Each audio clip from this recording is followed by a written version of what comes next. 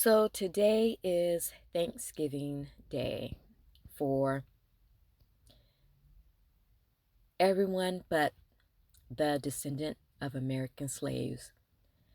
And for us, what that means today, what that means is the ultimate betrayal that we could have had in these lands. Thanksgiving Day was the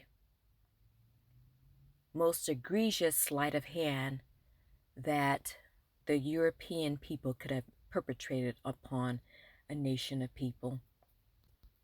We are told by the powers that shouldn't be that the natives of this land, who were black-skinned and nappy-haired, male and female, came to a place in America to sit down with the European man and the European woman in a manner of peace and thankfulness and givingness of that peace and solidarity, to say to these people who had no intention of honoring that thanks and that giving and that peace treaty, but yet and still the black man and the black woman truly believed, from their point of view, that honor was honor, and that if there was going to be peace, then we should celebrate and honor that peace before the heavenly host, the Most High God, however we or they may have seen him or her. But you see, today is in remembrance of the day of the greatest betrayal ever known to mankind. For the European man and the European woman had no intentions to have peace, to be thankful, and to be giving. What they had on their minds and what they were allowed to be successful with is their deception. For clearly what they had on their minds was to subdue or to placate, really to placate the black man and the black woman with nappy hair that was on this land, to disarm them enough by sitting them down and having them believe that they, the European man and the European woman, would not continue with their attacks and their warhammer against the cities and nations of this country or this landmass. But in no time flat, that proved to be a horrific lie. And from that moment on, a great slaughter was perpetrated upon these lands. No descendant of slaves has anything to be thankful for, because our names, our tribes, our language, our history, our spirit to live and live free was snatched away from us. No amount of turkey, no amount of mashed potatoes and gravy, no amount of boiled corn, no amount of desserts, no amount of parading around celebrating this day would cover over that. Today in Northern California and Sacramento, it is a gray day.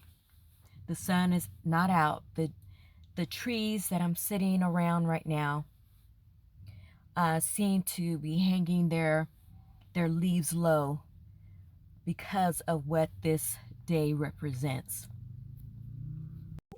And yet, if I could speak with the trees, I would tell them that your freedom draws nigh and that time is over now, and there's nothing else to celebrate within the nation that now inhabits your land.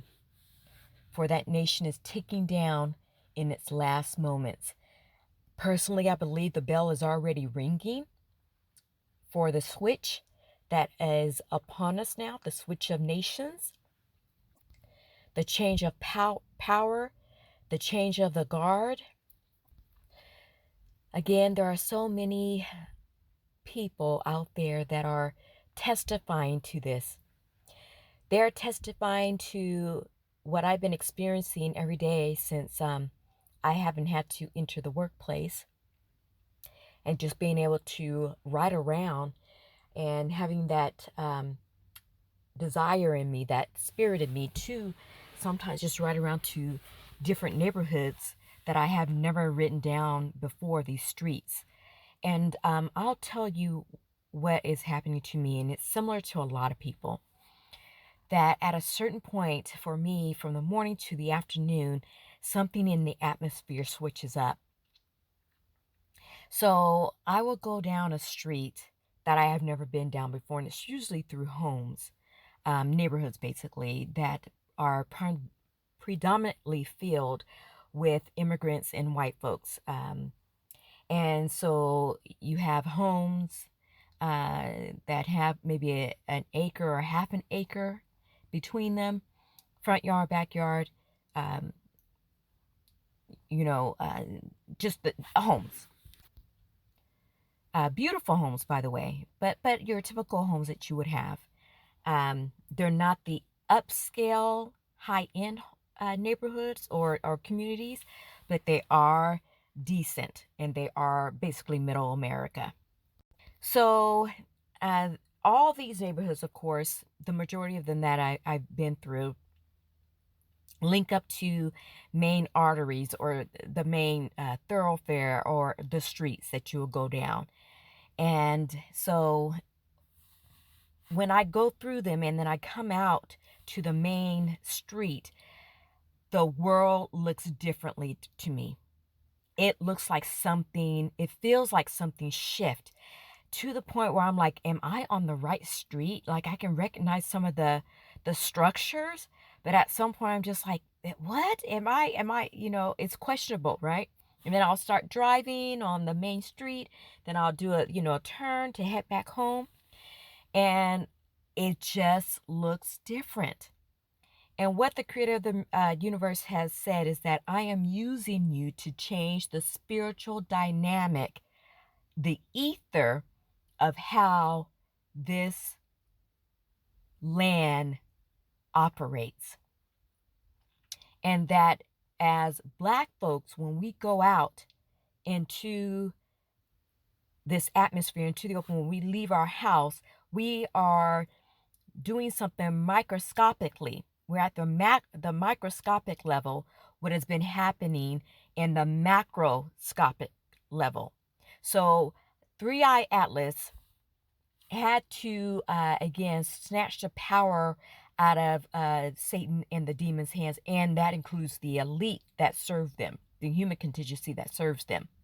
And so that's why we had those supernovas that took place during the beginning of autumn. And then we had where the Three Eye Atlas went toward the sun and changed its dynamic, its power shifting, right? Removing it from the demons, right? So that Satan is no longer ruling the world. I mean, literally, he is cut off from that power right now. And so are the demons. They are also cut off. And that means that whatever the humans are doing is not, it's not reverberating or working to where they would want it to work, right? They cannot pull the wool over our eyes anymore. They can't pull the levers of power to get America back to the good old days. But not only that, but what I think is also taking place is that as those of us, if not all of us that are descendant of American slaves, as we move through our cities, as we move through even their neighborhoods and even their workspaces, it has an effect of dismantling the power at the ground level. And I believe that that is what's happening right now as I speak. Yes, we're online, but we're also in movement in the atmosphere, in the space of this planet.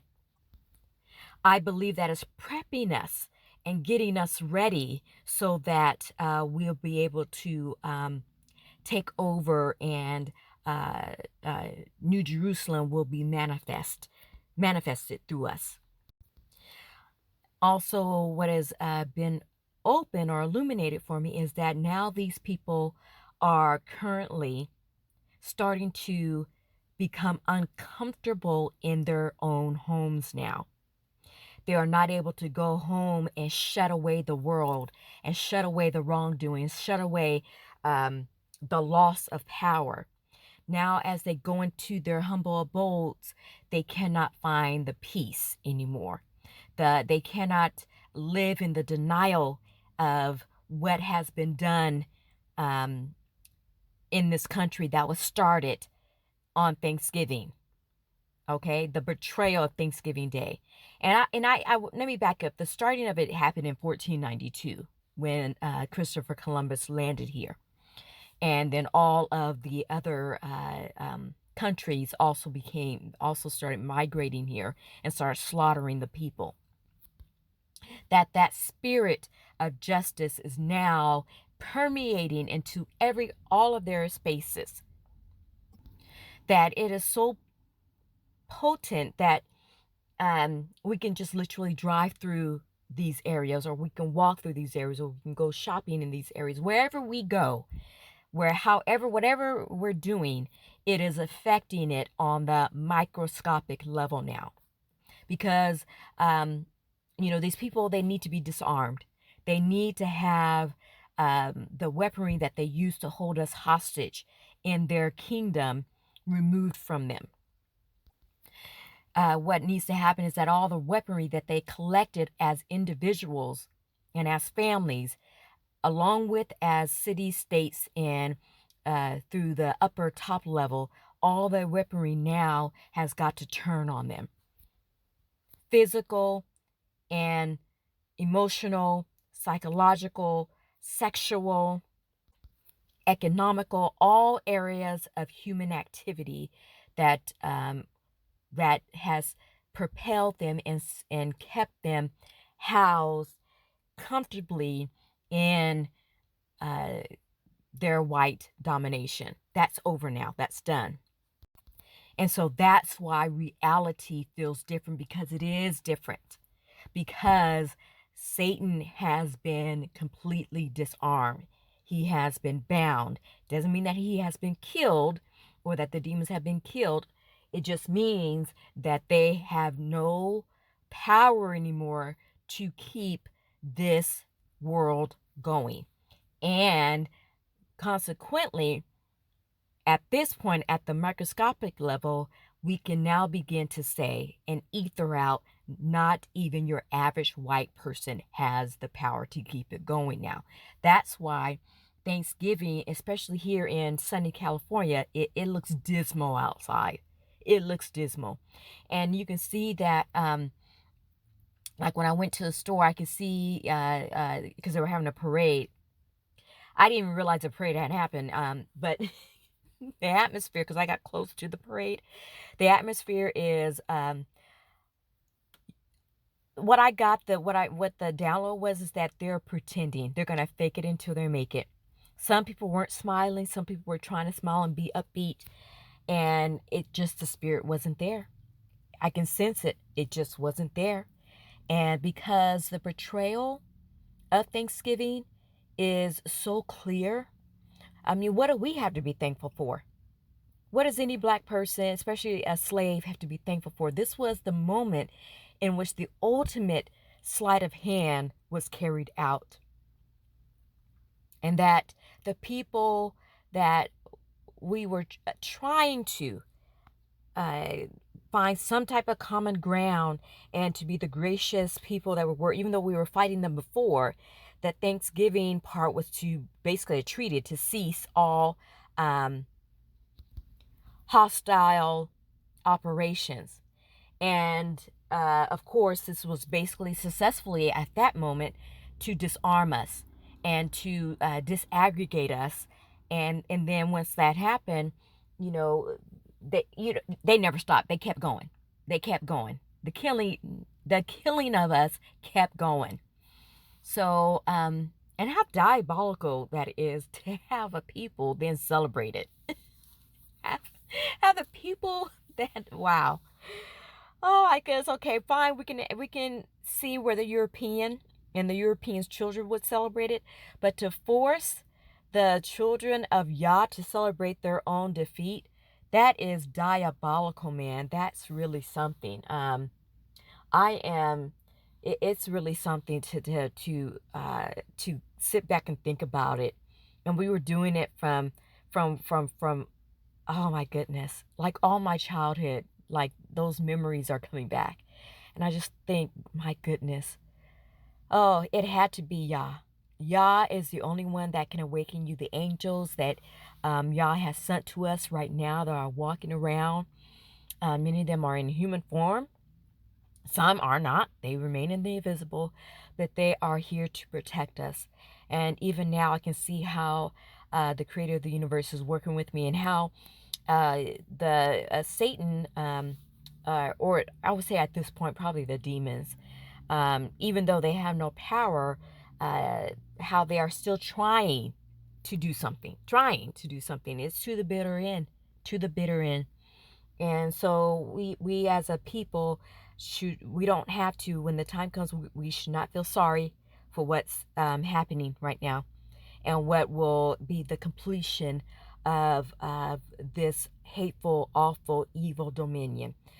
We should not shed a tear for it. And I don't think we're going to be, not unless we're just really crazy. And some of us are that crazy. Some of us are really that deluded. Some of us don't want this to end. Some of us want to find a comfortable place in it, or we've found a comfortable place and we want to stay here. Some of us are really that sick. But, and so they're going to be really pissed when they have to go into New Jerusalem and deal with their brothers and sisters face to face. And we shouldn't be surprised about that either. So anyway, so not Thanksgiving. Thanks for nothing, actually. Today is a thanks for nothing. And so stay tuned for my third and final installment of New Jerusalem. It's actually going to be about white people becoming our servants. And so I'm going to talk about the territories that those that if the scriptures and the other holy written literature is true, about the possibility that some of them will be willing to betray their own brethren in order, if nothing else, to save themselves and their families from the ultimate destruction of Armageddon. So stay tuned from that and how that relates to New Jerusalem. Anyway, like and share this video and give it a thumbs up so that the algorithm can send it, because a lot of us need to hear these words. They really do. All right. Thank you. Take care. Oh, and if you like this message, please donate to my Cash App, Judah Reigns 74. Thank you.